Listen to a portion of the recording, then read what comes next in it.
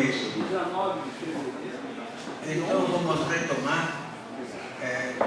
Antes, porém, eu quero fazer uma correção, que a doutora Sara, que é médica, me apontou corretamente.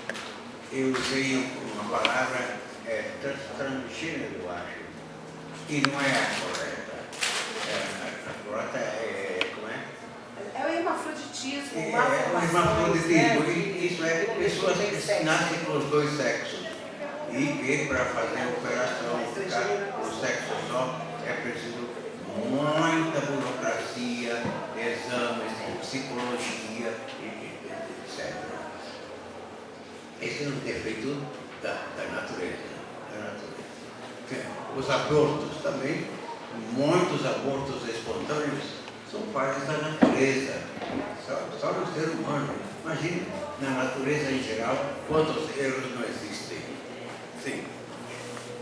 Outra informação, várias pessoas me pediram o nome certo desse livro aqui, de Lynn Hunt, A Invenção dos Direitos Humanos. Realmente é recomendável. Entretanto, eu não trouxe aqui por preguiça, para não fazer muito peso na minha pasta, mas tem um autor brasileiro que é Fábio Conde Comparato, grande professor da USP, hoje aposentado, que escreveu um tratado volumoso, então, sobre essas coisas, os direitos humanos, o desenvolvimento dos direitos humanos, coisas semelhantes. Mas Fábio Conde Comparato. E ele parte do conceito de pessoa, eu acho ótimo, conceito de pessoa, e como ela se desenvolveu historicamente e fez lá toda a sucessão dos direitos humanos. Fábio Conde Comparato. Agora, então, visto essa pequena introdução ao Estado moderno, visto que então a sociedade vivia daquele jeito, os tribunais, os eclesiásticos, e os comportamentos da sociedade daquele tempo eram comportamentos brutais, com escravidão, com torturas, com todas as mazelas que acabo de citar, e que existem ainda hoje, talvez apenas em um ponto menor ou camufladas, mas existem sempre. Isso é da fragilidade humana. Como diz Kant, o ser humano é um ser torto, e nasceu torto. E desses lenho tortuoso, nunca dá para construir uma sociedade perfeita como desejaríamos. Bem, eu vou falar dos filósofos que ajudaram a preparar a independência americana e a Revolução Francesa, os filósofos. Me referi antes aos escritores, aos poetas, aos dramaturgos, que tentaram criar uma nova sensibilidade na sociedade humana, criando simpatia, empatia e compaixão. Por que não esse discurso que a Lynn Hunt faz em 2 capítulos são muito bem-vindos? É por aí sim, a literatura sempre colaborou para o bem-estar da humanidade. Agora, mais profundamente que isso então, mas nessa mesma linha, os filósofos da modernidade, os filósofos da Revolução Americana e francesa. O primeiro e mais antigo deles é Thomas Hobbes, que nasceu em 1580 e viveu até 1770 por aí, quase um século de vida. Escreveu muito, mas não vou citar essas coisas, vou dar só sintetizei preparando essa aula para poder falar de tudo. Se eu não puder falar, falarei em janeiro. Falarei em janeiro, hoje que não dá para acabar, porque o nosso tempo já é dia. Mas eu serei em janeiro nessa mesma placa. Thomas Hobbes, portanto, ele criou a teoria do Estado, a primeira grande teoria do Estado moderna, chamada o Leviatã. Leviatã, um personagem mítico. Possivelmente ele tirou da Bíblia que fala do Leviatã, que subjuga, no caso, o povo de Israel, tal, perseguia o Leviatã. Então seria o grande inimigo da sociedade, o Leviatã. A teoria do Estado, então, dos 5 pontinhos que são os fundamentais, e ele mesmo acha que são os 5 fundamentos do Estado moderno. O primeiro princípio: o direito natural da vida. É o primeiro direito natural nomeado na modernidade. Como eu dizia, na modernidade os direitos naturais ganham nome. Então, vida, liberdade, desejo de ser feliz, propriedade, tal, que nós veremos como vão aparecendo. O primeiro princípio, então, é a vida. E segundo, em sequência, todas as leis são feitas pelos governantes para proteger e expandir a vida. Proteger a vida. Ou seja, esses 2 princípios são fundamentais do Estado hobbesiano.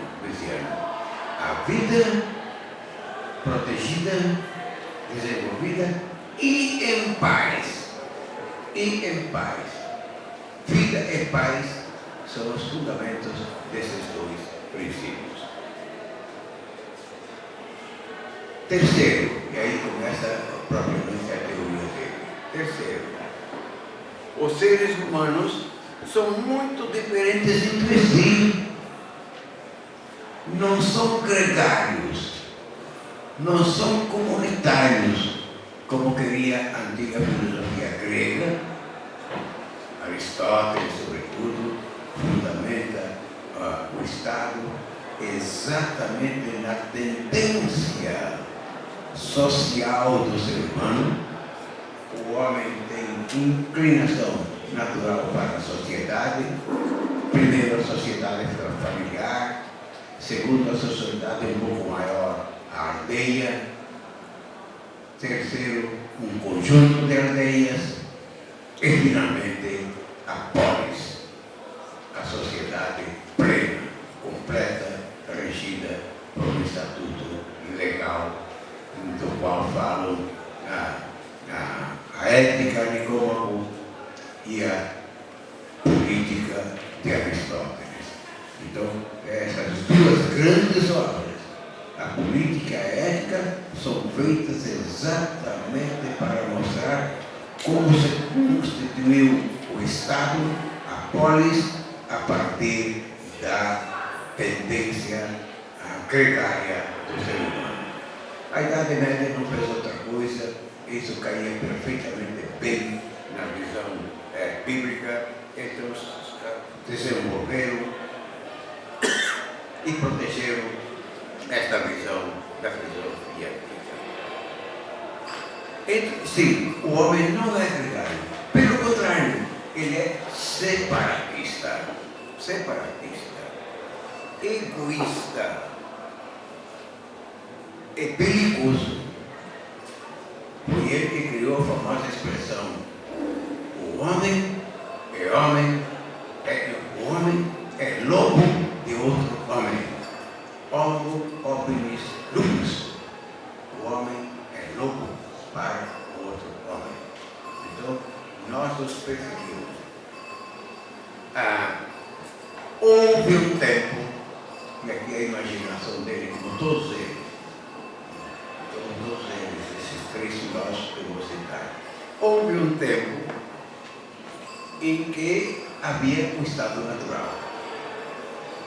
tempo, nós não sabemos qual é, quando foi ou não foi, mas houve um tempo em que é um tempo originário, chamemos assim. E também em filosofia se divide a história temporal do mundo em 3 momentos. O primeiro momento é o tempo originário, ou seja, das origens, quando as coisas começaram, quando os seres humanos começaram a se juntar, quando foi esse tempo, ninguém sabe, é um tempo imaginário, só imaginar uma coisa. A segunda ideia do tempo é o tempo histórico. Nós vivemos no tempo histórico, ou seja, onde nós fazemos a ciência, desenvolvemos os vários e diferentes saberes, astronomia, metafísica, religiões e tal, e procuramos nos entender sobre eles. E finalmente, o terceiro segmento da história é o telos, ou seja, a realização final, o fim, a meta da história, que também nós não sabemos quando é, qual é, como será, mas o fato é que sabemos que nós, humanos, terminaremos, pelo menos na linha individual. Talvez a espécie continue ainda por milênios, mas não sabemos como chega o mundo para frente de nós. Pois bem, então houve um tempo originário em que os seres humanos viviam no estado natural. Ou seja, o estado natural o estado natural do homem é o reino dos instintos selvagens, porque cada um, sendo egoísta e separatista, pensava exclusivamente em si mesmo e se defendia dos outros, matando-os quando ele precisasse. Então, é um tempo barbárico. E era a barbárie instituída. Entretanto, quinto ponto, para garantir